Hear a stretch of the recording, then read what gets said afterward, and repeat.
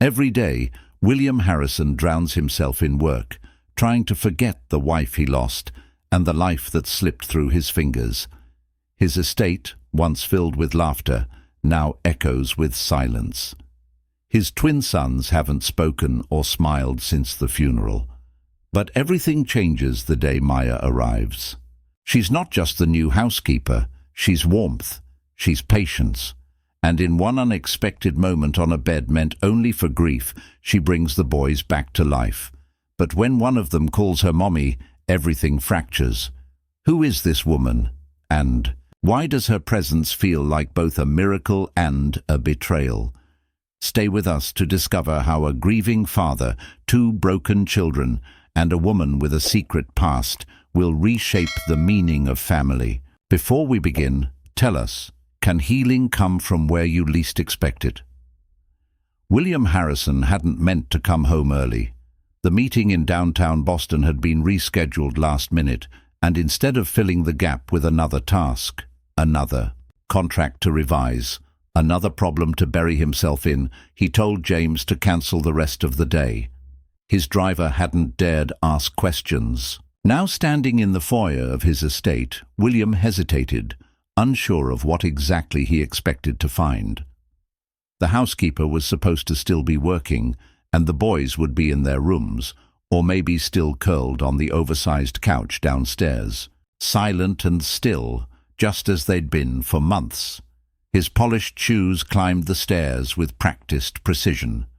His hand paused on the doorknob to his room, a space that had become a hollow monument to absence. He braced himself for the familiar void, the cold that settled in his chest the moment he stepped inside. But when he opened the door, the world shifted. The bed, his bed, the one Sarah had once chosen for them with Italian linens and a headboard she'd loved, was shaking, jumping, alive. Maya, the housekeeper he had hired less than 3 weeks ago, was laughing, and bouncing on the mattress, curls flying, her face lifted in radiant joy. And beside her, Noah and Liam, his boys, not lying in silence or staring blankly at walls, not flinching from contact or curling into themselves, but leaping, shrieking with laughter so high and wild it barely seemed real. Their little bodies bounced next to hers, clinging to her sleeves, squealing with the unfiltered glee only children knew. William couldn't move. He couldn't breathe. The sounds stabbed through him, too loud and too bright. After months of flat quiet, he wasn't prepared. He wasn't ready. His grip on the doorknob tightened as if grounding himself in the metal could keep him from falling apart. Maya didn't notice him yet. She had one hand lifted toward Noah, who had stumbled mid-jump, steadying him with ease, while Liam pulled at the corner of the comforter, laughing so hard his small frame shook. The bed gave under their weight with each bounce. The once sacred space transformed into something so human, so real, that it felt like blasphemy. But it wasn't wrong. No, it was something else entirely, something William couldn't name without breaking. He hadn't heard his sons laugh like this since before everything had changed. Liam nearly lost his balance, tumbling into Maya's side, but she caught him in one fluid motion, wrapping her arms around him and pulling him into a soft, giggling heap. That's what happens when you don't. "Bend your knees, little man," she said between breaths, laughing as she spoke. "Got to bounce with rhythm." Her voice was warm, playful, a language William hadn't heard in this house in far too long. Liam looked up at her, cheeks flushed, chest heaving, and for a second there was a pause, a shift. His smile wavered, not out of fear, but from something deeper, unspoken. And then he reached for her hand, gripping it tightly, and laid his head against her arm. "Mommy," he whispered, breathless. One word, one name, one impossibility. William staggered back a half step. Maya froze. Noah's laughter slowed. Time folded into itself. That single syllable echoed with such piercing weight that William felt It shattered something inside him, something he thought had turned to stone months ago. He watched Liam bury his face against Maya's shoulder, as if he had found something he thought was gone forever. Maya didn't correct him. She didn't flinch. She held him tighter. Maya looked up then. Her eyes caught William's, and for a second the entire room went still. She didn't jump back or scramble off the bed in embarrassment. She simply blinked, her chest rising and falling as if she too were trying to make sense of what had just happened. Her expression didn't hold guilt. It held understanding, recognition. She knew what the boys had lost. She knew what they had called her and what it meant.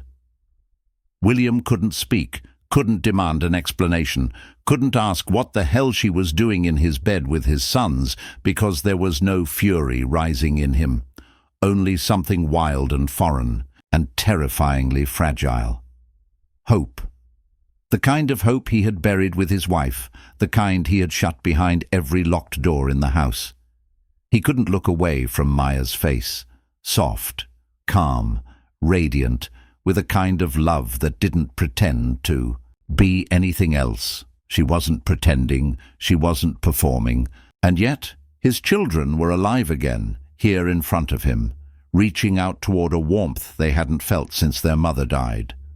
Noah, unaware of the emotional avalanche behind him, began bouncing again. "Again, Maya," he yelled, the R tangled in his little tongue.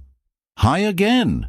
His tiny fists rose in triumph, as if he were conquering something invisible. Liam turned toward him, still nestled against Maya, and giggled, a raw, hiccuping sound. And Maya looked back at both of them with a joy that wasn't borrowed, wasn't temporary. It was real. William's feet remained rooted at the threshold. His pulse raced. His thoughts scrambled to make sense of this new reality. How had this happened? What had this woman done that countless therapists and specialists hadn't been able to do? And why, instead of feeling replaced, did he feel something that dangerously resembled relief? The question circled him, but he didn't dare voice it. He couldn't. The very idea of putting words to what was unfolding in front of him might break the fragile miracle blooming on his bed. It wasn't about her title or her job. Maya had found her way into the boys' locked hearts, and she hadn't even used a key.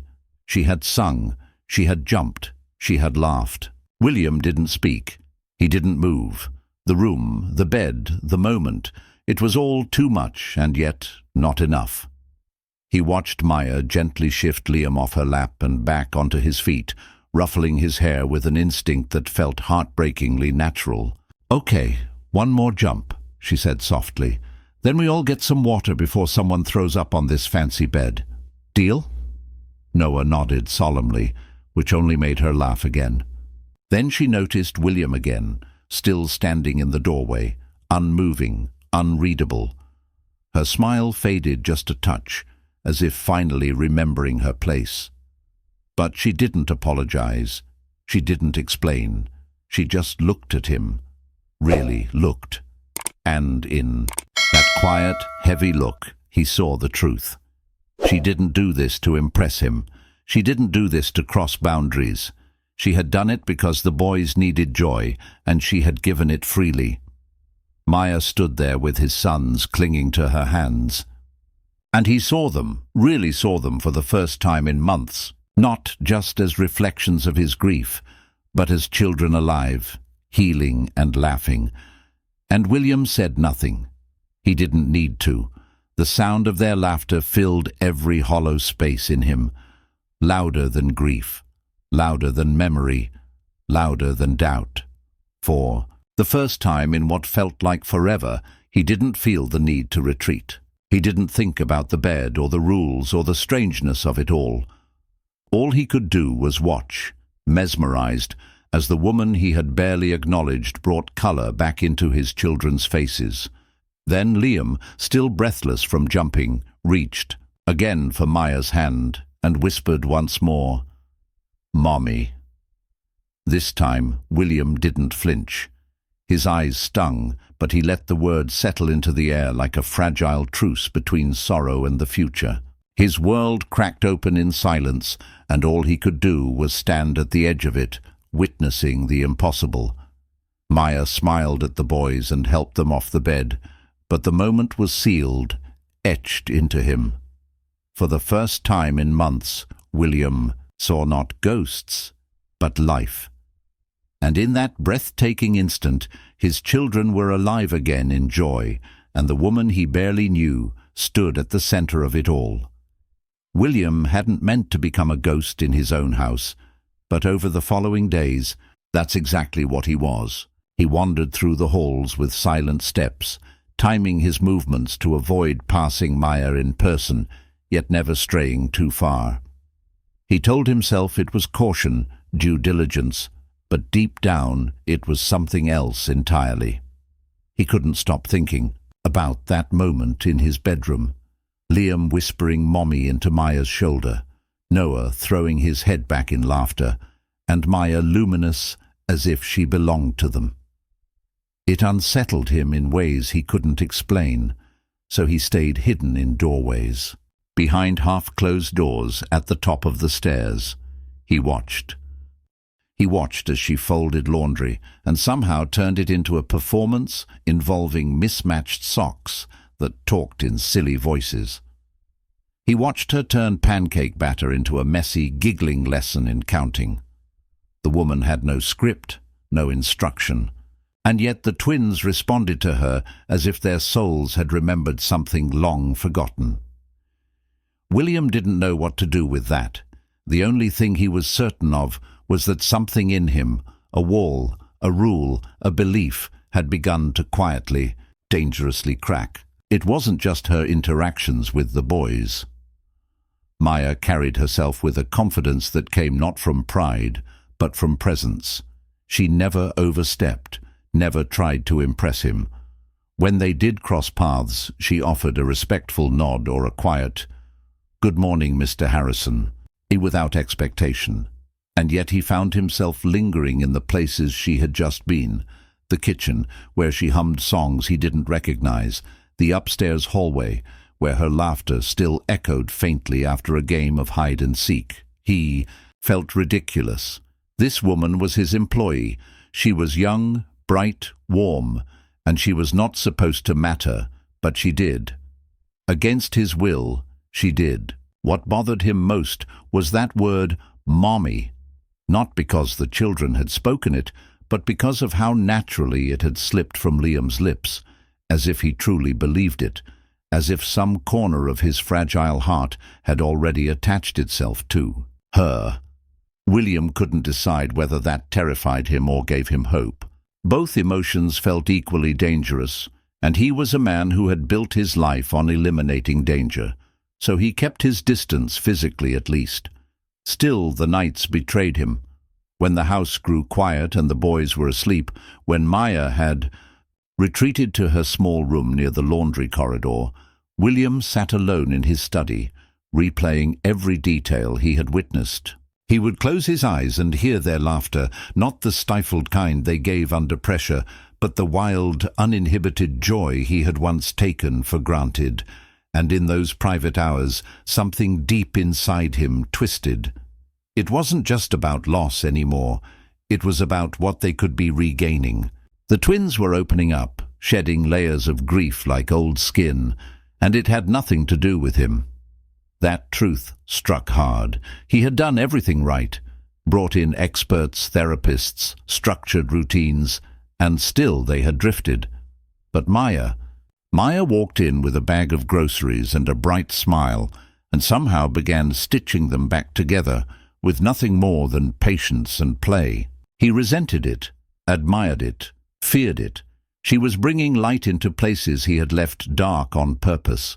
And once light enters, it doesn't ask for permission to stay. It just exposes everything.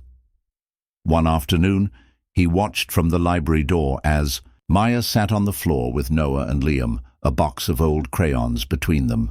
"What color is your favorite?" she asked, holding up a broken blue crayon. Liam pointed at green. Noah grabbed yellow. Maya drew a smiley face with crooked arms and announced, "This is Mr. Sunny. He only smiles when you share." The boys nodded, solemnly. Moments later, Noah handed Liam the yellow crayon without being asked. It was such a small thing, minuscule really, but William felt the impact like a blow. These were the gestures he had begged for, coached for, paid for, and now here they were, given freely to Maya. He took a breath and stepped back into the shadows. His presence wasn't needed. That's what cut the deepest. For months, he had been the sole guardian of their pain. Now he was being replaced. Not out of malice, not even intentionally, simply because the boys had found a way to feel again. And that way wasn't through him. That kind of truth doesn't knock. It enters, and it stays. And it left William feeling more like a stranger in his home than ever before, and yet he didn't ask her to stop. He didn't ask her to hold back or draw boundaries. He could have legally, emotionally, even just out of pride. But every time he was tempted to put up a wall, he remembered their laughter, and something in him softened. There was no manual for how to father grieving children, no roadmap for how to coexist with the woman who had become the center of their healing. He had loved Sarah deeply. He still did.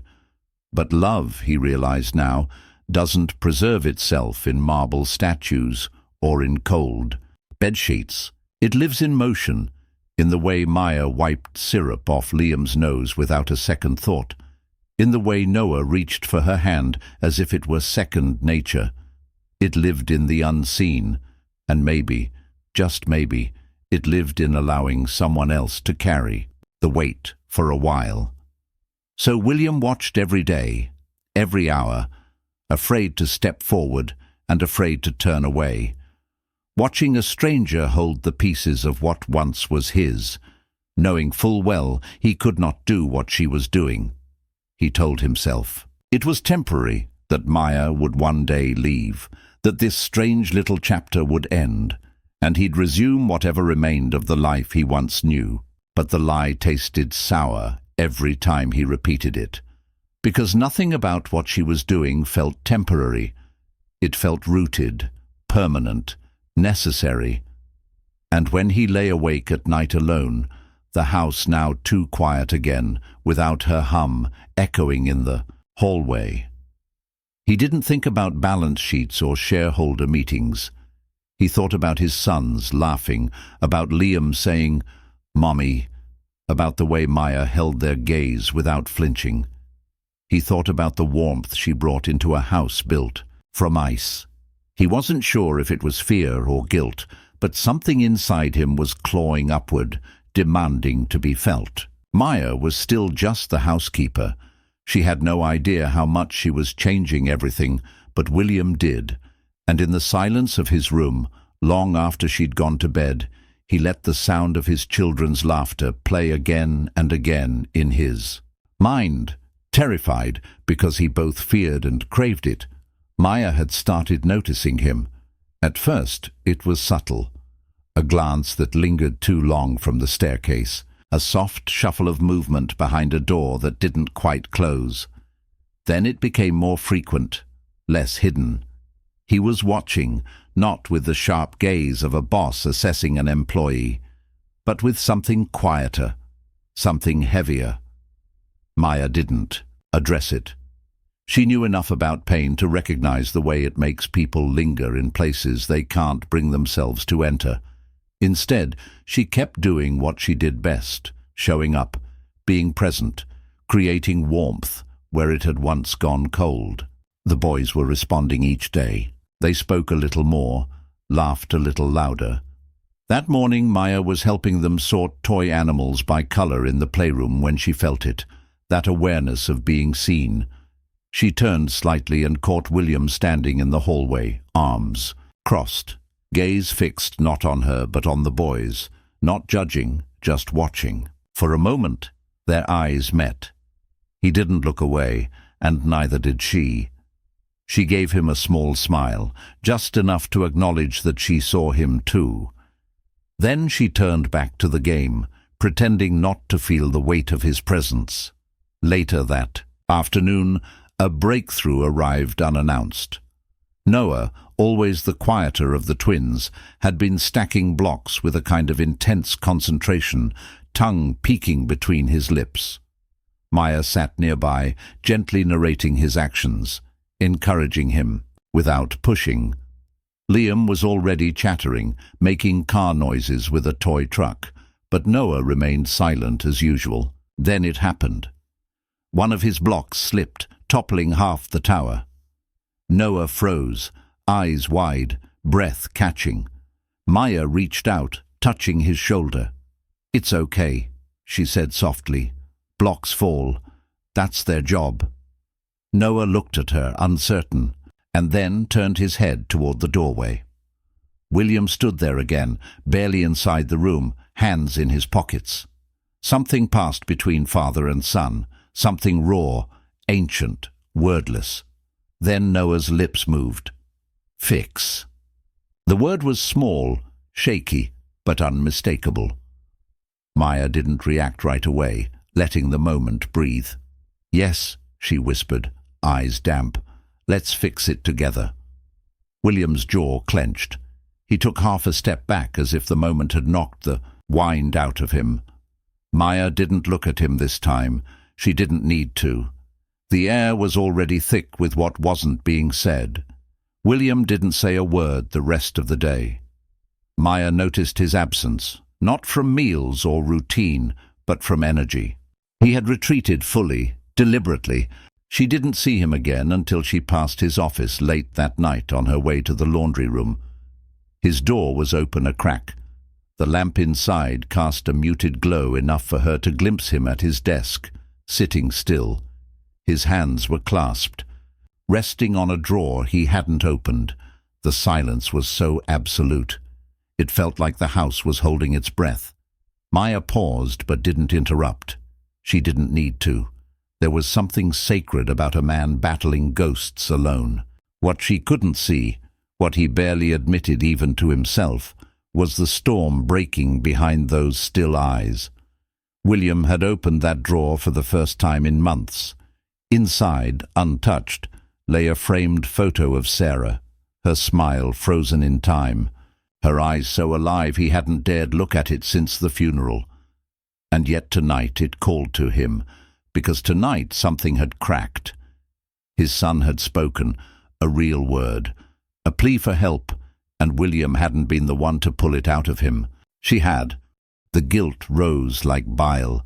He wanted to be grateful, to feel pride or relief, but all he could feel was a strange, bitter knot in his throat. He was their father. He had fought through courtrooms and sleepless nights to protect them, and yet a woman who had barely known them for a month had made them bloom again. The photo in his hands felt heavier now, like it knew. Sarah's image stared back at him, serene and radiant. A version of her he was terrified of forgetting. "You would have loved her," he muttered bitterly, voice nearly broken. "She's doing what I couldn't." The words tasted like shame, because deep beneath the layers of grief and loss and duty, something else was stirring, something that had no place in mourning, hope, that dangerous, volatile spark. Maya was bringing it back into the house, whether he liked it or not. And worse, he did like it. He liked the sound of his children's laughter. He liked that they had someone to run to.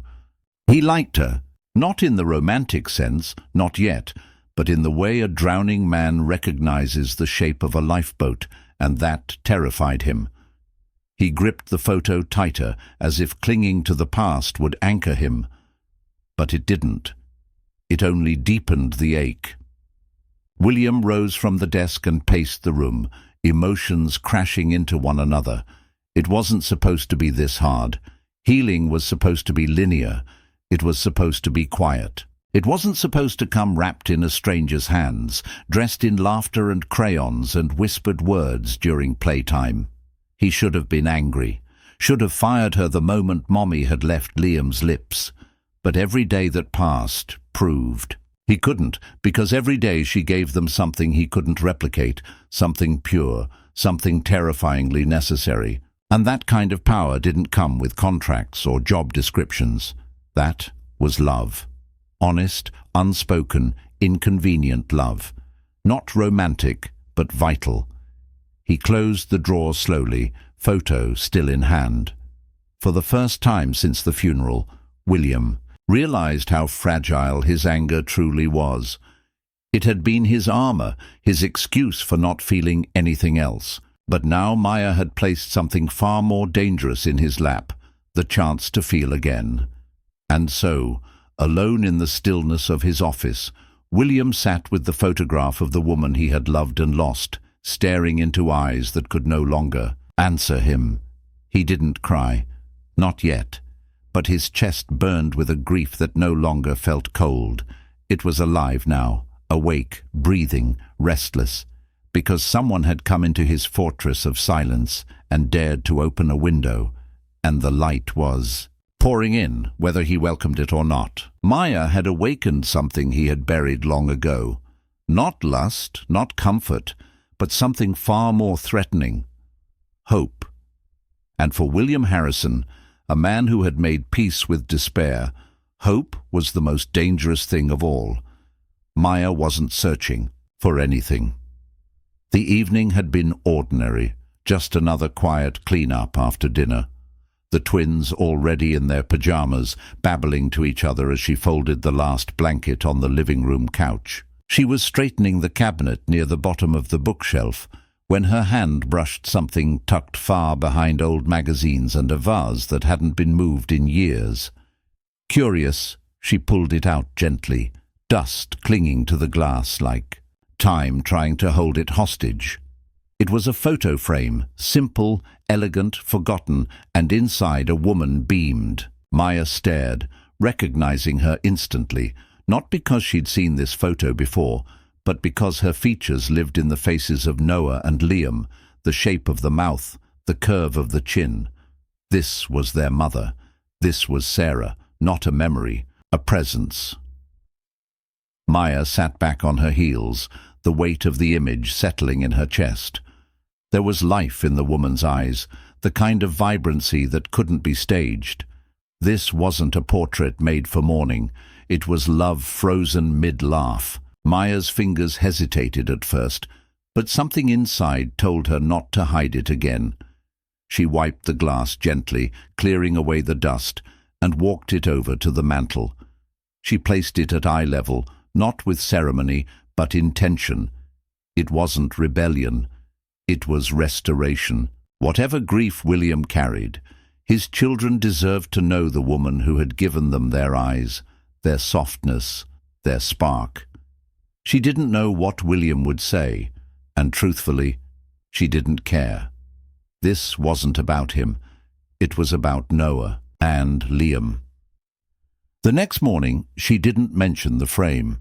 She let it sit in quiet invitation like a window someone had forgotten was there. The boys were eating cereal when Liam noticed it first. He stopped mid-bite, spoon dangling, eyes locked on the photo. "Maya," he said, the word still new on his tongue. He pointed. Noah turned, sliding off his chair, crossing the room slowly, like it was a dream. Liam followed. Together they stood before the frame, heads tilted, eyes wide with recognition. They couldn't articulate, but clearly felt. Maya stayed back, silent. Noah reached out first, fingertip touching the glass, tracing the woman's smile. Liam followed suit. Then, in that broken, beautiful toddler way, their small hands moved to their chests and out again in an unsteady but unmistakable sign. "Mama." Maya covered her mouth. William entered the room seconds later. The sight stopped him mid-stride, his breath caught, chest tightening as if the world had dropped 10 bricks on him at once. His eyes darted from the boys to the photo, then to Maya, confusion hardening into shock. "Where did that come from?" His voice wasn't angry. It was raw, cracked, open. Maya turned slowly. "I found it last night. It was hidden behind the cabinet. I thought they should see her." William's jaw clenched, but no words came. He took another step, and his knees nearly gave. There she was, Sarah. Not in his mind, not in his nightmares, but here, smiling, alive in a way he hadn't allowed himself to remember. The boys turned, unaware of the hurricane swirling inside their father, and made the sign again. "Mama," they repeated proudly, as if they had just uncovered the most precious treasure in the world. William's hand shot out to steady himself on the back of a chair. He didn't want to fall apart in front of them, but the grief was no longer a silent weight. It was an avalanche seeing her, hearing them. That word, it shattered everything. "I didn't mean to overstep," Maya said softly, stepping forward, but not too close. "But they should know her face." William didn't respond. Couldn't? He was lost in the way Noah's finger moved along the outline of Sarah's cheek in the frame, lost in the realization that his boys still remembered her, not with words, not with stories, but with something deeper, muscle memory of the heart. Liam turned back to the photo, smiling in a way that made William's throat close. "Pretty," the little boy said, proud of his vocabulary. "Mama, pretty." And again the sign, simple, pure, devastating. Maya looked at William then, her eyes not challenging but grounding. She wasn't asking for permission. She was giving space for him, for them, for her. And for the first time, William didn't have the energy to fight the feelings crashing through him. He sank slowly onto the edge of the couch, elbows on knees, staring at the photo like it was the first time he'd ever seen it. "I thought I put that away," he murmured more to himself than anyone else. Maya nodded. "You did, but maybe it didn't want to stay hidden." He almost laughed at that, but the sound died in his throat. He couldn't look at Maya. He couldn't look at the boys. He just kept staring at Sarah at that frozen second in time when everything had still made sense. A part of him wanted to yell, to scream that he wasn't ready for this, that seeing her like that, happy, unbothered by the pain she'd left behind, was too much. But the other part, the part he'd tried so hard to bury under meetings and silence, wanted to say thank you, not to Maya, not even to Sarah, but to his sons, for remembering, for keeping her alive in ways he never could. His fingers twitched on his knees. He hadn't cried since the funeral. Not really, not where anyone could see, but now the ache was different. Not the kind that burns, the kind that breaks. And as Liam turned once more toward the photo, raising his hand with childlike joy to sign Mama again, William's breath trembled. The tears came slowly, as if asking permission. First one, then another. He didn't sob. He didn't crumble. But his eyes, for the first time in so long, began to water. He blinked hard, trying to hide it. But Maya saw. She didn't speak. She didn't move. She simply stayed present as she always did, giving him the dignity of silence. The twins didn't notice. They were too focused on the woman in the frame, their small voices whispering her name in signs and syllables, and for that fragile, impossible moment, grief stopped being a wall. It became a bridge between past and present, between memory and life, between father and sons. For the first time since Sarah's funeral, tears pressed at William's eyes, and he let them fall.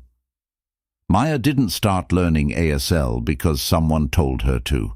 No one even knew. It began quietly late at night after the boys had gone to sleep and the house had settled into stillness. She would sit cross-legged on the floor by the small lamp in her room, her notebook open on her lap, scribbling letters, diagrams, and shaky hand shapes. Her phone played old instructional videos. She paused and rewound endlessly, determined to get each movement right. "Happy," she whispered, fingers forming the sign slowly, watching her own reflection in the dark window. Happy. It wasn't just a lesson, it was a promise. She didn't want to just comfort Noah and Liam. She wanted to speak to them in their world. Words were only half the battle. Signing, even clumsily, felt like reaching across a chasm no one else had tried to cross. Maya would practice until her hands ached, correcting each finger's position, watching tutorials about children's developmental patterns in bilingual communication. This wasn't about showing off. It was about seeing them, really seeing them. She knew instinctively that even small attempts to learn their language would mean more than any gift or toy ever could. She waited a few days before showing them. Timing mattered. She wanted it to feel like a discovery, not a lesson. That afternoon, while they played with blocks on the rug in the sunroom, she sat beside them, humming softly.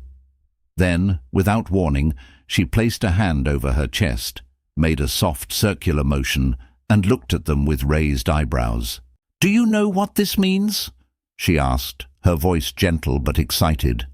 Noah looked up, confused. Liam blinked at her hand. She repeated the motion. "Happy," she said, signing it again, then smiled wide. "Happy." Liam's face lit up as he clumsily mimicked the sign, his small hand flailing before landing on the right shape. Maya gasped dramatically, clapping her hands. "Yes, that's it." Noah followed, slower but focused, his brows furrowed in determination. He made the sign crooked but earnest. "Happy," he said under his breath. It wasn't just a word. It was a transformation, a connection, a victory. Maya beamed, reaching out to ruffle their hair. "You guys are so smart," she whispered, holding back. Tears. "I'm so proud of you." William had been standing at the doorway long enough to catch it all. He hadn't intended to eavesdrop, but when he heard Maya's voice and the boys' laughter, something pulled him in like gravity. He leaned slightly forward, arms folded tightly, eyes fixed on their small hands, trying to replicate a gesture he didn't understand. But when Maya spoke the word happy, and he saw the way Liam's face lit up with recognition, something twisted deep in his chest. Shame, thick and cold. It wrapped around his ribs like a vice. He had never learned to sign. Not when the doctors first mentioned language regression. Not when the therapist suggested visual aids. Not when Sarah died, and the boy's words began fading one by one. He had buried himself in work, in guilt, in excuses, and now a woman who hadn't known them 6 weeks was sitting on the floor speaking a language he had never tried to learn. His jaw clenched. He wanted to walk away, but he couldn't. He stayed frozen, watching as Maya signed again, slower this time, patient. The boys were trying. They were trying so hard, and they were happy, not because of him, but because of her. That realization hurt more than he expected. Still, he stepped inside. Maya looked up at him, surprised, but didn't say anything. She simply smiled and signed the word again. Happy. William crouched beside her slowly, uncertain. "Can you show me?" he asked quietly. Maya nodded, her eyes softening, and guided his hand. "Touch here," she said, bringing his palm to his chest. Then small circle. "That's happy." He mimicked her, motion, awkward and trembling. "Happy," he repeated. His voice cracked a little. Liam squealed and clapped, excited. Noah giggled. "Happy!" they both chorused, mimicking him. And then, without prompt, Liam turned and made a different sign. Small hand on chin, pulling down. Maya paused, her breath caught. William looked confused. "What's that?" he asked. Maya whispered, "That's the sign for Papa." "No." Liam repeated it, laughing. "Papa!" Noah joined, both boys now signing and saying it with uncontained glee. William's mouth opened slightly, but no words came, only heat rising to his eyes, fast and unforgiving. His hands dropped to his thighs as he sat back on his heels, watching them, eyes blurring. The word echoed inside him louder than any boardroom, speech or eulogy ever had. Papa.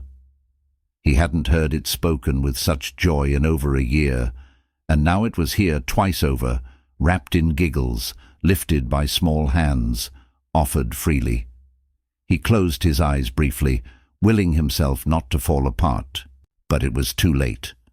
The dam had cracked. Maya reached over and touched his arm, firm and grounding. "You're doing good," she said softly. "They see you."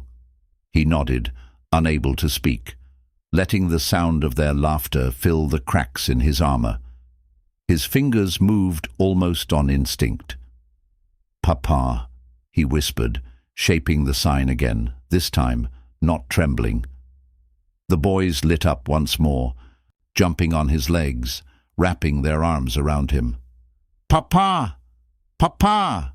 He laughed through tears, real tears, the kind that burned, the kind that healed. And for the first time since Sarah's death, William didn't feel like a man stuck in a photograph, frozen, distant, unreachable. He felt present, seen, not just by his sons, but by himself. Maya said nothing else. She let the moment live, unspoiled, perfect in its simplicity. The twins danced around the room, practicing their new signs with theatrical exaggeration. William tried each one, fumbling, laughing, failing, and trying again. Maya stayed beside him, correcting gently, encouraging always. The lessons stretched long into the afternoon, but no one cared. Time had shifted, something had shifted, and William knew as his sons shouted his name again and again with their voices and their hands that this was not a moment he would ever forget. It wasn't just a breakthrough, it was a homecoming, and as their delighted squeals filled the room, undoing him completely, he didn't try to stop it. For the first time in years, he didn't want to. It had been almost 2 weeks since William had joined Maya and the boys for that quiet triumph in the sunroom. Since then, something had shifted between them all, fragile, unspoken, but present. The twins had begun to speak more, sign more, explore more. Liam had started forming full 2-word sentences, and Noah, once hesitant to even look someone in. The eye had now taken to bringing books to Maya, gesturing for her to read. William had begun watching from closer each day, no longer just lingering in doorways, but sitting, sometimes in silence, sometimes asking questions. He had even signed thank you once, his hands uncertain but sincere. It was not perfect. There were still tantrums, regressions, and moments when the weight of memory stole all progress away. But Maya kept showing up with the same patience and quiet strength, and William found himself hoping. Not wildly, not yet, but just enough to start wondering if the light in the boy's eyes could last. That small, dangerous hope was what made him agree to Dr. Carter's visit. The boy's pediatric neurologist had been requesting an updated assessment, and William, bolstered by recent progress, finally relented. He even called it a check-in, softening the language, as if doing so would somehow protect the magic from scrutiny. Maya was cautious, suggesting maybe the visit could wait a few more weeks. But William, eager for professional validation, brushed off her concern. "They're ready," he had insisted. "They've come so far." When Dr. Carter arrived, clipboard in hand, eyes as impersonal as ever, the house's warmth began to unravel at the seams. The boys, initially excited to see a visitor, shrank back as soon as they were asked to perform. Simple questions were met with blank stares. When asked to sign familiar words, Liam turned his face into Maya's shoulder and refused to lift his hands. Noah, always sensitive to pressure, burst into tears when Dr. Carter adjusted his posture mid-task. Maya tried to explain softly, supportively, but her voice was drowned out by the doctor's impatient sighs and murmurs about limited retention and inconsistent milestones. After 15 minutes of observation, Dr. Carter stood and offered a verdict with all the delicacy of a gavel. "What you're describing, Mr. Harrison, is anecdotal improvement at best," he said, flipping through his notes.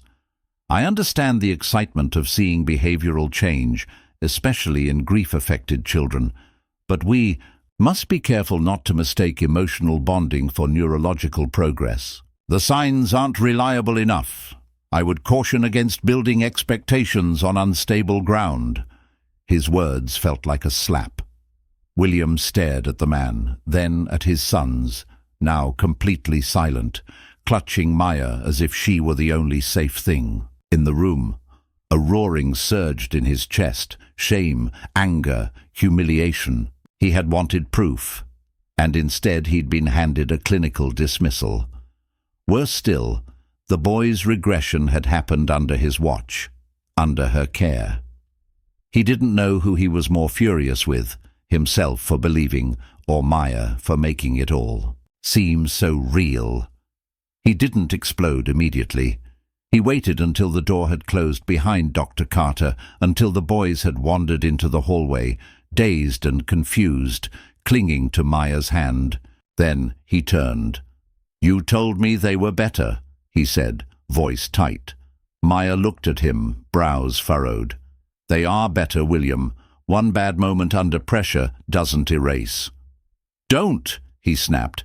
"Don't patronize me. You gave me false hope." Maya stepped back as if he'd slapped her. "False hope," she repeated quietly. "You saw them laugh. You saw them speak. You joined us. That wasn't a lie." But he couldn't hear her, not through the thick fog of his disappointment. "You had them signing like parrots for fun, but under real observation they shut down. You don't understand what's at stake here." Her face hardened. "You mean you don't want to look like a fool in front of your doctor?" she said. He flinched, furious and exposed. "You don't get to judge how I handle my children. You're the help, Maya. Nothing more." Her lips parted, hurt spilling into her expression like a silent scream. She didn't respond. She only nodded once, took Noah and Liam by the hand, and led them upstairs. The silence that fell afterward was more suffocating than any they had known before. Gone was the hum of Maya's gentle songs. Gone were the whispered bedtime stories, the softly spoken affirmations, the giggles that used to echo down the hallway. Even the boys' newly blossomed words disappeared. They reverted so quickly it made William nauseous. Liam refused to eat for an entire day. Noah had an outburst so violent it ended with a shattered lamp and a split lip. And through it all, Maya remained dutiful but distant. She performed her tasks with precision, but there was no warmth in her presence, no pauses for puppet socks or flower snow. She spoke only when necessary, and even then her voice was flat, expression unreadable. The twins clung to her wordlessly, as if her body alone was their anchor. Now William tried once to explain himself. He started a sentence in the hallway, a half-hearted apology that began with, "About yesterday," but Maya looked at him with such deep disappointment that he couldn't continue. The words burned on his tongue, but refused to leave his throat. He didn't know how to say he was wrong. Not yet. And so the house returned to stillness, not the fragile peace of healing, but the cold, heavy quiet of distance. William buried himself in meetings again, stayed later at the office, left early in the mornings. But even amid boardroom discussions and investor calls, his mind stayed fixed on the moment he'd thrown away. Liam's joyful papa, Noah's trust, Maya's steady belief. He saw her now, always through glass, through stair railings, through half-open doors, through security footage he wasn't proud of watching. She never looked toward the camera. She never looked for him, but he watched anyway. Not because he didn't trust her, but because he didn't know how to trust himself. Each night he returned to the same suffocating conclusion. He had broken something that had only just begun to heal, and he didn't know how to fix it. He wasn't ready to face her, wasn't ready to admit how much she mattered, and so the house waited, its warmth fading by the day, until someone brave enough dared to reignite it. The days that followed unfolded like a quiet winter, brittle and overcast. Maya moved through the house with a silence that weighed heavier than any scolding could have. She did not flinch or sulk. She simply disappeared in plain sight, withdrawing the warmth she used to carry so naturally. The boys noticed immediately. They no longer giggled during breakfast or tugged at her sleeves for attention. Instead, they sat quietly beside her while she worked, their energy dimmed.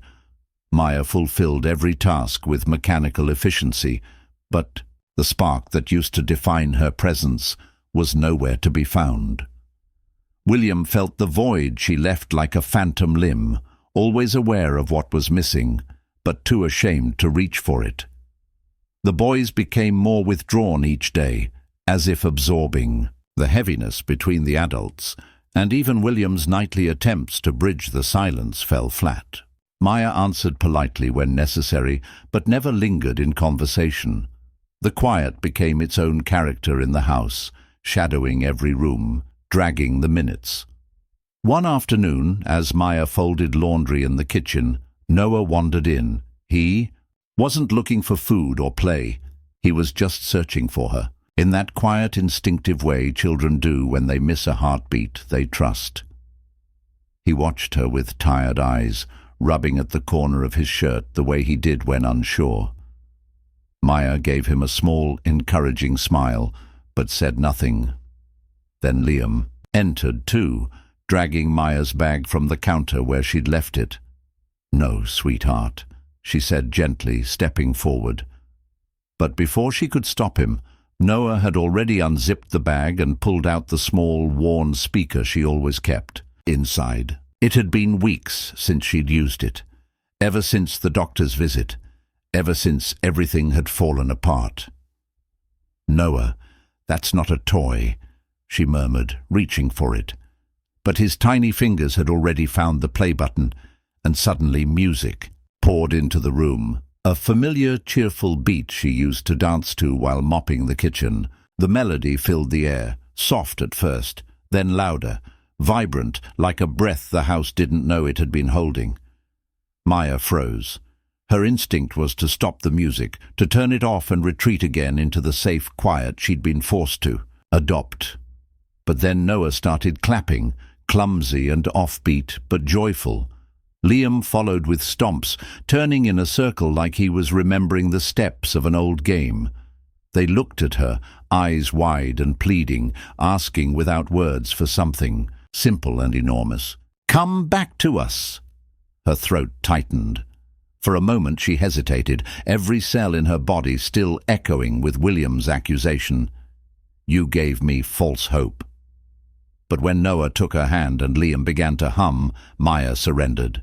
She laughed a real, full laugh and started to dance, pulling the boys into a circle with her. They spun and clapped and stomped, turning the kitchen into something holy. Her arms lifted, her feet moved, and the boys responded as if a key had turned and unlocked something waiting in them all along. The music wasn't just noise, it was permission. Permission to feel, to live, to believe again. Maya didn't think about William. Not then. For those minutes, he ceased to exist. There was only the music, the boys, and the breathless miracle of joy returning. But William did exist, and he had heard the music from the hallway. He had come home early again, though he didn't admit it to himself. He hadn't planned to, but part of him always hoped the day might feel less heavy if he returned to something more than silence. When he heard the beat and the laughter spilling from the kitchen, he froze at first, unsure if he was intruding. His instinct was to prepare a reprimand, not harsh, just something cool to preserve the fragile professionalism he thought he needed to rebuild. But as he rounded the corner, what he saw dismantled every word before it could leave his mouth. Maya twirling barefoot, the boys howling with delight, arms raised in clumsy rhythm. It was chaos, and it was beautiful. He gripped the doorframe, torn between awe and guilt. Maya hadn't seen him yet, but Noah did, and without skipping a beat, the boy grinned, pointed, and with both hands formed the sign William had learned weeks ago, but hadn't seen since. "Dance, Papa!" The words hit him like a gust of wind. Liam echoed the sign, beaming. Maya finally looked up and saw him, their eyes locking across the kitchen. She didn't stop dancing, she didn't step away, but her gaze was guarded, uncertain. She was giving him a choice, not demanding, just offering. William looked at the boys, at Noah's tiny fingers still shaping the sign, at Liam's hopeful smile. Then he looked at Maya, and something inside him snapped loose. Slowly, awkwardly, he stepped forward. "Okay," he said, the word breaking in his throat. "Okay." He raised his hands and tried to mimic their movements. It was a disaster. He was offbeat, stiff, completely unsure of himself, but the boys screamed with laughter, and Maya, though she said nothing, smiled, not with her mouth, but with her eyes. She offered him a hand. He took it, and just like that, the estate that had once felt like a museum of grief trembled with life again. It was imperfect, messy, unscripted, but it was theirs. The music kept playing, and none of them turned it off. They danced until their feet ached, until the boys collapsed into giggles. On the kitchen floor, Maya leaned against the counter, winded but radiant, watching William as he sat beside his sons, arms around them both. He wasn't a good dancer, not even close, but he had shown up. That was more than enough. For the first time in weeks, she didn't feel like a guest in that house. And for the first time in months, William felt like a father again. The music softened, and no one noticed.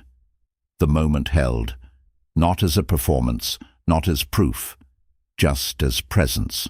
A fragile piece was being written across old wounds, and no one dared speak, afraid that naming it might scare it away. The boys were humming, eyes drooping, but still signing again with their fingers. William looked at Maya, uncertain. She just nodded and smiled. One more song, one more moment. The music returned, and with it, so did they. That night, after the music faded and the boys had been tucked into bed, William found himself pacing the length of his study like a man possessed. Sleep would not come. He hadn't even tried. His chest throbbed with a weight he couldn't name, one that no business contract or glass of scotch could dissolve. There was a tremor in his hands he hadn't felt since the funeral, a kind of internal vibration that wouldn't settle. He knew what it meant. There was something inside him demanding to be faced, and it had waited long enough. He stood still in the center of the room, eyes falling on the lower right drawer of his desk, the one he hadn't opened in nearly a year.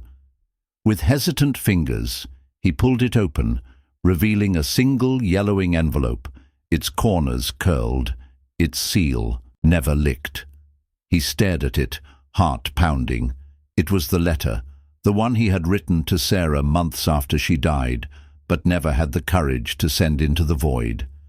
He took it out slowly, as if afraid it might crumble, and sat down heavily in the chair. Then he read it, every word, every confession. The letter had been written in a moment of weakness, so raw it had frightened him. He remembered the night clearly. The boys had refused dinner again, and one of them had screamed for hours, inconsolable, while the other hid under the dining room table, silent and unreachable. William had felt utterly defeated, crushed by the realization that there was no one else coming, no cavalry, no magic fix. The weight of parenthood without her had seemed unbearable. In the letter, he had poured it all out. He confessed the terror he felt every morning, waking up unsure if he could give the boys what they needed. He wrote about the guilt, the helplessness, and worst of all, the creeping thought that they would be better off with someone else. It wasn't a letter of farewell, but of desperate honesty. He hadn't written it for closure or healing. He had written it because it was the only way he could. Scream without waking the boys. Now reading it again, the words gutted him, not because they were untrue, but because they still were. He hadn't stopped fearing he wasn't enough, and yet something had changed. Maya, the boys, that music, that moment earlier in the kitchen, the way his sons had looked at him, not with pity, not with absence, but with joy, with expectation, like he belonged in their world again. He held the letter in his hands for a long time before making a decision that even he didn't fully understand. Rising from the chair, he walked quietly through the house, each step deliberate. He paused in front of Maya's door, letter in hand, heart pounding again. This was not a man handing over paperwork. This was a man laying himself bare. He knocked softly. The door creaked open after a few seconds, and she appeared in a long shirt, her eyes tired but alert. "Can I talk to you?"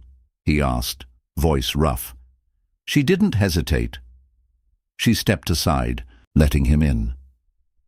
He didn't speak right away, just held out the letter. "Please read this," he whispered. And she did. She sat on the edge of the bed, holding the paper with both hands, her brows furrowed in quiet concentration. Her eyes moved slowly across the lines, absorbing each sentence with the reverence of someone hearing something sacred. William stood awkwardly by the door, arms crossed tightly over his chest, trying not to crumble under the silence. Then, about halfway through, she sniffled. Her thumb brushed the edge of the page as her lips parted slightly, and by the time she reached the end, her eyes were swimming. She looked up at him, her voice barely a breath. "You were hurting so badly," she said. He nodded, unable to speak. She stood and crossed the room slowly. "This wasn't weakness," she murmured. "This was love, a love too big for your own chest." Her hand rested lightly over his heart. "She would have been proud of you, not for your wealth, not for holding everything together, but because you stayed. You tried." William had no words for the storm that broke inside him in that moment. Something old, something rigid cracked beneath the surface. An armor he hadn't known he still wore. Her words didn't fix him. They didn't erase the pain or the years of guilt, but they made him feel visible, human, and more than that, forgiven, not by Sarah. That was a grief he would carry until the end, but by someone who had seen him in all his brokenness and chosen not to look away. Maya didn't offer pity. She offered truth, and in that truth there was dignity. They didn't embrace. There was no dramatic swell of music, just a silence that felt different from all the other silences that had filled the estate. This one wasn't empty. It was full. Maya returned the letter to him without a word, and he folded it gently, holding it like something alive. "Thank you," he said. She nodded. He left her room quietly, the letter clutched in his hand once more, but it no longer felt like a confession or a burden. It felt like a thread between the man he had been and the man he was becoming.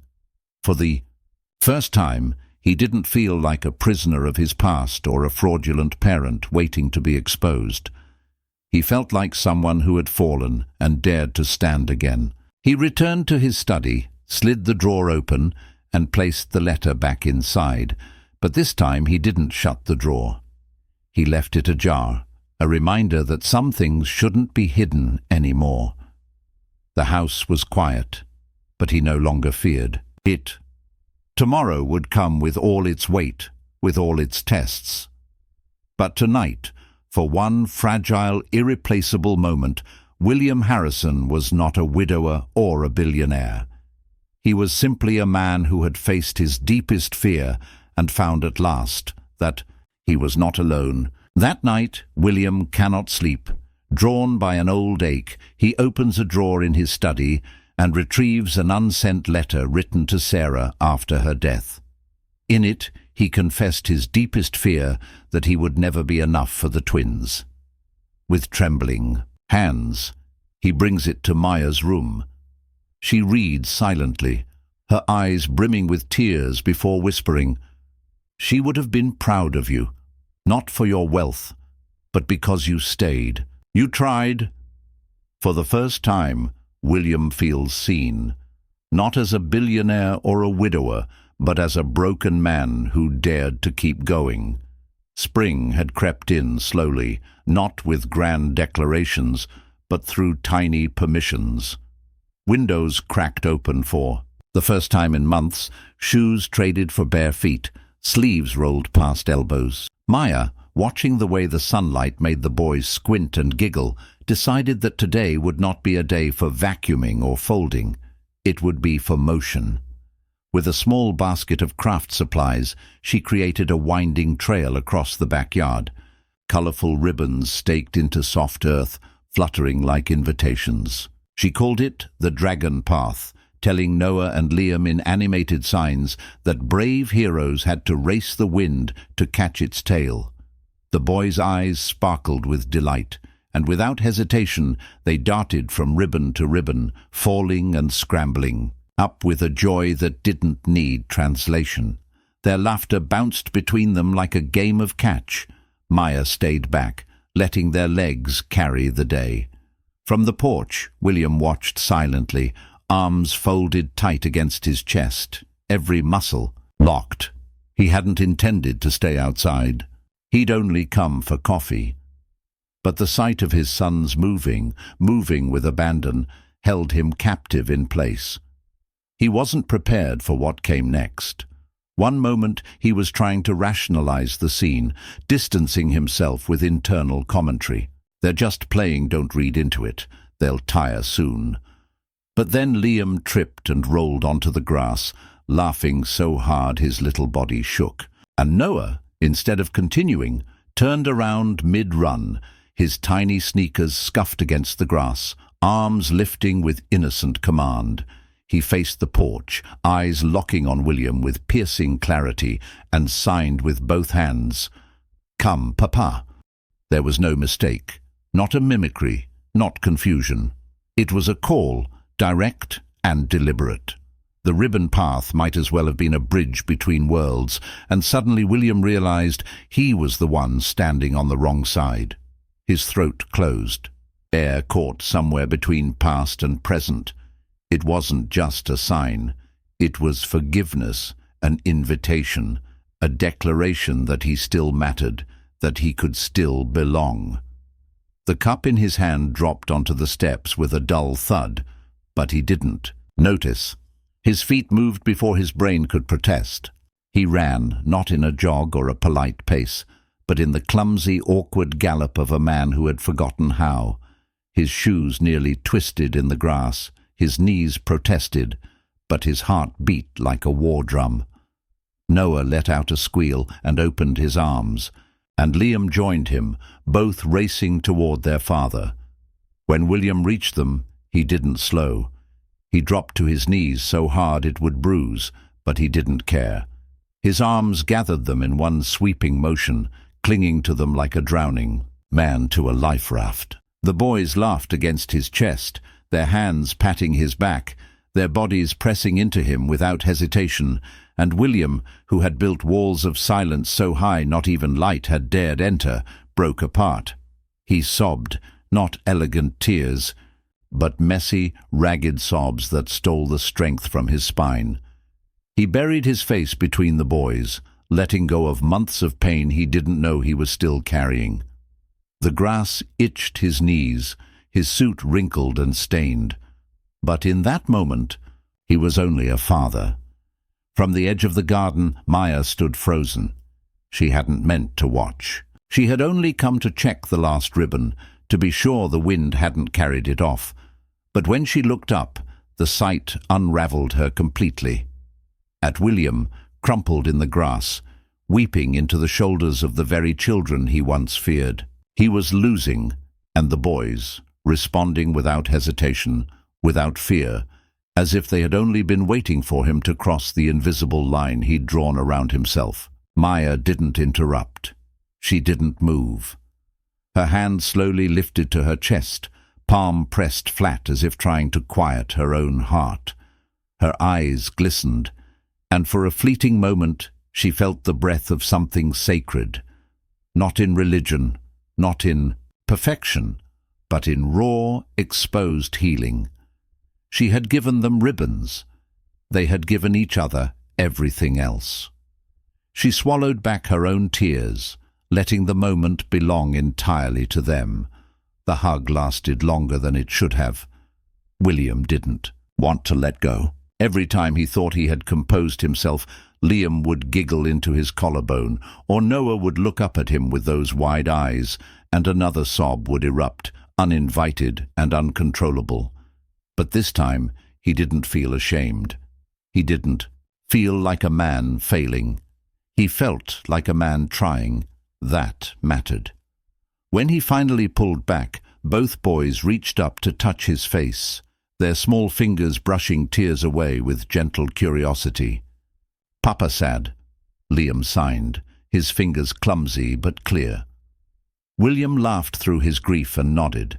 Then he signed back slowly, hand trembling. "Papa happy." Now it wasn't perfect ASL, but the boys understood. They giggled and hugged him again, and he knew. He knew they were healing, and so was he. Spring arrives, and Maya sets up a path of colourful ribbons in the garden, coaxing the boys to run, fall, and rise again.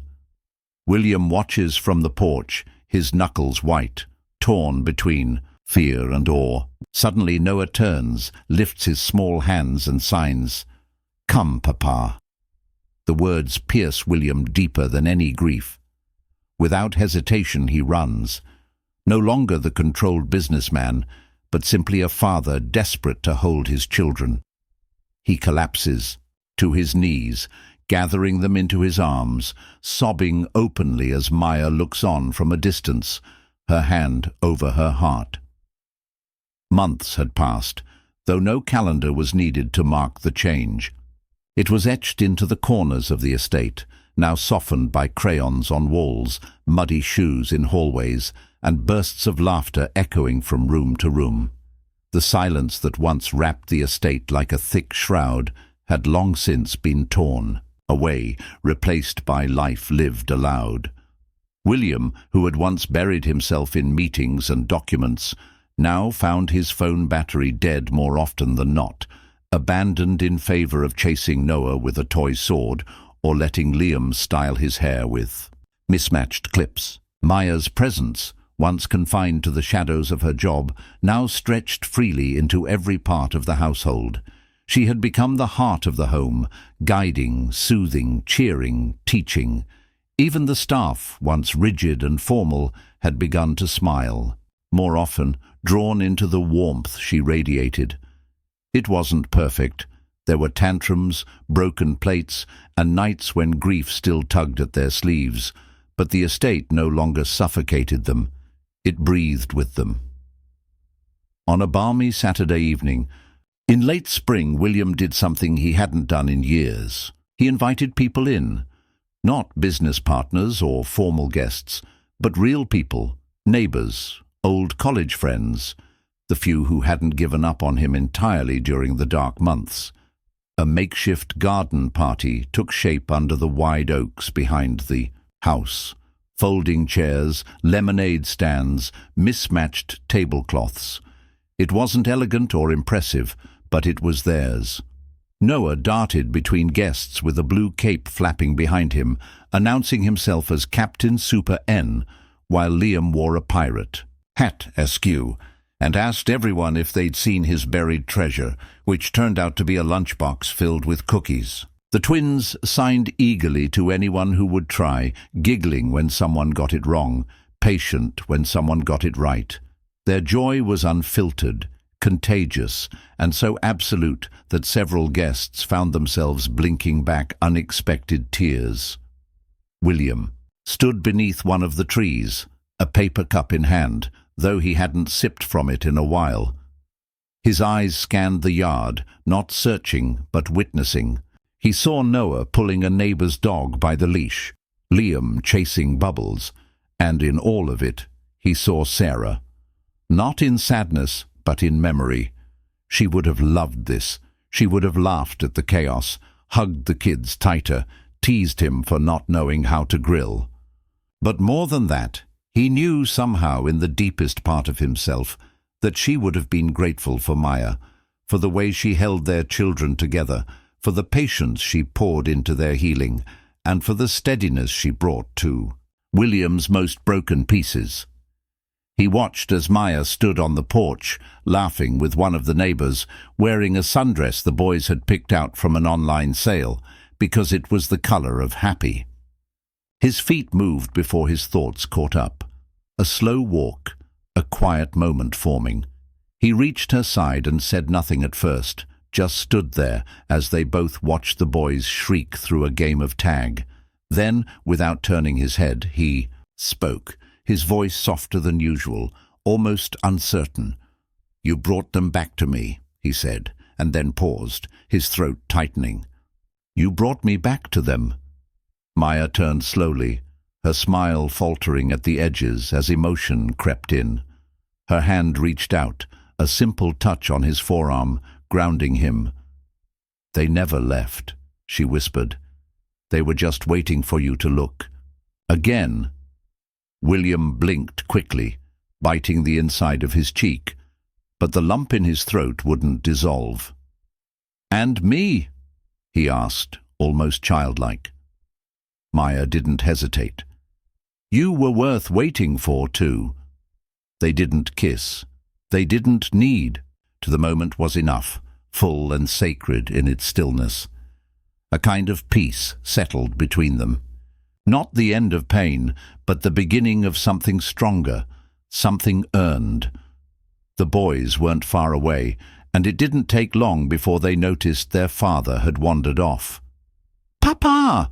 Noah shouted, pointing with glee. Liam waved both arms and made a beeline across the yard, nearly tripping over his own feet. They reached their parents breathless, tugging on hands, demanding attention, as children do. "Come, blanket time," Noah insisted, pointing to the spread of fabric beneath the tree where juice boxes, stuffed animals, and a half-finished puzzle waited. Liam added, "You too, Mama Maya." Using both voice and sign, Maya's eyes flickered to William, searching, for hesitation. There was none, just a smile, soft, full of awe, and a nod. Together they followed the boys to the blanket, and there, under the fading gold light of evening, the four of them collapsed in a tangle of arms and laughter. William lay back, one arm behind his head, the other wrapped around Liam. Maya sat with Noah, curled into her side, his fingers playing with the hem of her dress. They didn't talk much. They didn't need to. The silence between them was no longer empty. It was restful, rich, meaningful. The kind of silence that comes only after deep noise has passed. As the sky shifted into shades of indigo and the last of the guests waved their goodbyes, the family on the blanket remained. No declarations, no fireworks, just presence. In that circle, father, twins, and Maya, family was no longer a wound, but a promise reborn, not in perfection, but in love. Did this story move you or remind you of something special from your life? We truly love to hear about it in the comments. Every video we share here is made with great care and dedication, sometimes taking over a week to create because we want each story to truly mean something to you. If this touched your heart, please consider subscribing to the channel. It really helps us continue bringing you more stories like this.